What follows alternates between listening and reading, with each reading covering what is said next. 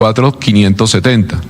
En cuanto a la valoración del tribunal sobre la ilicitud, se concluye que hubo vulneración del derecho a la intimidad, dado que la orden se basó en información aparente, sin motivos fundados. La invocación del hallazgo imprevisto inevitable carece de sentido jurídico y no legitima la afectación. El error involuntario no desvirtúa la ilicitud, pues la interceptación se sustentó en datos erróneos y descubrir tardíamente que el número no era de Córdoba no constituye hallazgo imprevisto, sino negligencia grave. Tampoco aplica la regla de descubrimiento inevitable, ya que no se demostró que la prueba se habría obtenido por medios lícitos y la remisión de prueba ilícita entre procesos no sanea la violación. Nunca existió orden judicial dirigida a interceptar el número de Álvaro Uribe Vélez. La orden se justificó para Nilton Córdoba. Además, se conocía el número de Uribe desde el 2017 en el radicado 38451, lo que refuerza la falta de diligencia en la verificación.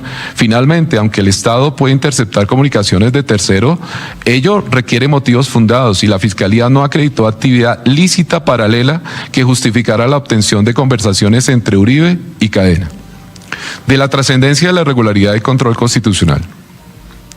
Se probó que el abonado 317-50-50 perteneciente a Álvaro Uribe fue interceptado en el proceso 51699 contra Nilton Córdoba, sin referencia personal ni motivo razonable que justificara la afectación. El Tribunal Superior de Bogotá está tumbando la prueba más importante contra el expresidente Álvaro Uribe. Dice que hubo vulneración a la intimidad del expresidente Uribe con las interceptaciones, con esa interceptación en particular. Dice no hay hallazgo imprevisto, sino negligencia grave, en esto refiriéndose a los dos informes 2016 y 2017 que presentaron los investigadores para soportar las interceptaciones al celular del expresidente. No solo un reproche a las pruebas, a la manera como se tramitaron las pruebas, porque chuzaron primero el original, era el exparlamentario Nilton Córdoba, sino un reproche también a los investigadores, estos son los de la Corte Suprema de Justicia, que dijeron que por error habían terminado escuchando las conversaciones del expresidente Álvaro Uribe. Y si la conclusión es esa, que la prueba no es válida, pues evidentemente la condena se cae, yo creería, porque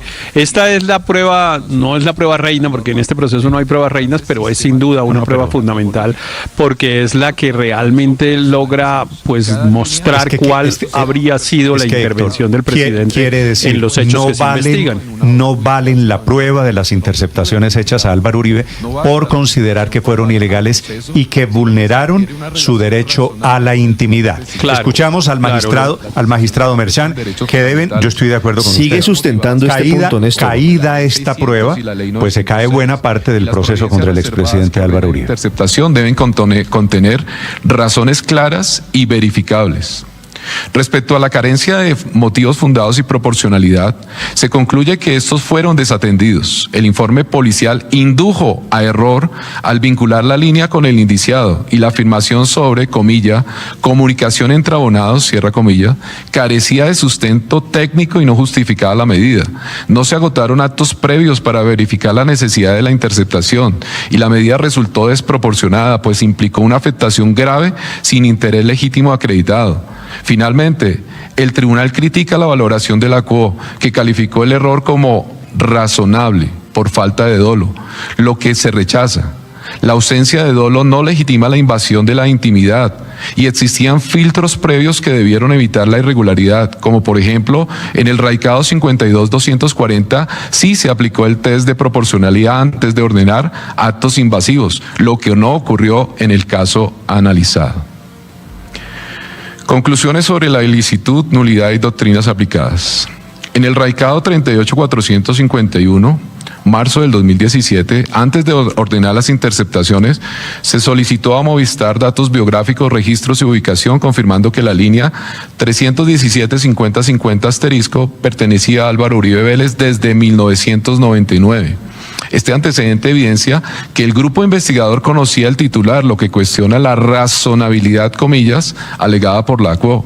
La interceptación se originó en una orden judicial viciada por un informe policial basado en datos erróneos, sin precisar la base fáctica para inferir comunicación relevante ni identificar los titulares de las líneas. Se omitió el examen ex ante sobre la pertinencia y proporcionalidad, lo que compromete la legitimidad de la medida. La ausencia de motivación estructural vulnera los principios de necesidad, proporcionalidad y razonabilidad. Como consecuencia jurídica, la interceptación injustificada convierte la información obtenida en prueba ilícita, inexistente por nulidad de pleno derecho, efecto que alcanza tanto la prueba directa como la derivada. El tribunal critica las doctrinas invocadas por la QOI y los no recurrentes, quienes intentaron amalgamar figuras distintas, hallazgo imprevisto, descubrimiento inevitable y hallazgo a plena vista, para justificar la ilicitud. El descubrimiento inevitable exige acreditar que la prueba se habría obtenido por un medio lícito en curso, lo que no ocurrió. La sentencia apelada desconoció la premisa básica, reconocer la intervención ilícita.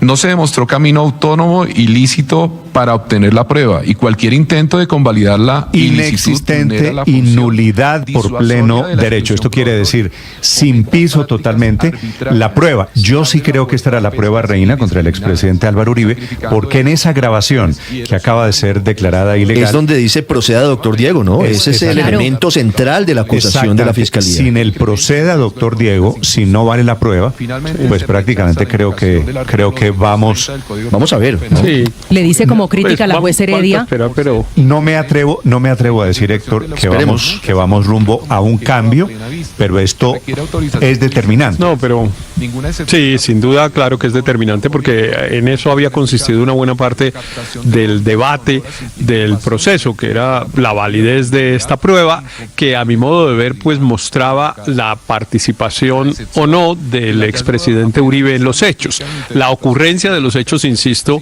pues nadie prácticamente discute que el Cadena, bueno, terminó condenado por eso, pues intentó, digamos, cambiar unos testimonios para favorecer al expresidente Uribe indebidamente. Es que eso ya Cadena no se discute. Vale la pena aclararlo aquí. Cadena ya está condenado. Ya está condenado, claro. Cadena es decir, cometió un error, 7 años de cárcel, no hay ninguna duda. Es decir, que el hecho ilícito, digamos, está aprobado por la justicia. La pregunta sigue siendo cuál fue la participación del presidente Uribe en los hechos. Y la prueba de su participación es son estas interceptaciones de sus comunicaciones, que si no se pueden validar en el proceso, pues entonces no se puede probar la participación del expresidente. No es que no haya participado, sino que la prueba es ilícita. Y que claro, porque el magistrado dice que la orden judicial fue viciada. Y si la orden judicial fue viciada, la prueba se cayó. Sí. Y esto es un durísimo reproche, me parece, también a esa sala de instrucción de la Corte Suprema de Justicia. Creo recordar, Ricardo, que esto eran los dos magistrados, Barceló y Hernández, los que estuvieron en la mitad de esa orden judicial, que aceptaron la interceptación contra el expresidente Álvaro Uribe. Claro, recuerde usted que en ese momento era José Luis Barceló, presidente de la Corte Suprema, y Luis Antonio Hernández, también integrante de la Sala Penal.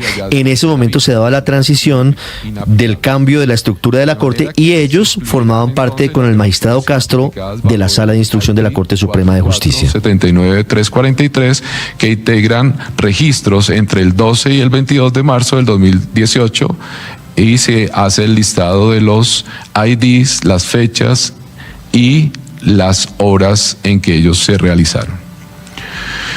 Sobre las interceptaciones de comunicaciones a la línea de Diego Javier Cadena Ramírez. En primera instancia, el fallo no examinó la licitud de cada línea interceptada solicitada por la defensa y el Ministerio Público, limitándose a las conversaciones entre Álvaro Uribe Vélez y Diego Cadena sin identificar el origen, si provenían del 317-5050 o del 3012-796, ambos con asteriscos al final, y señalando que debía estárselo resuelto en decisiones previas, dado que no se practicaron pruebas específicas en juicio. Respecto a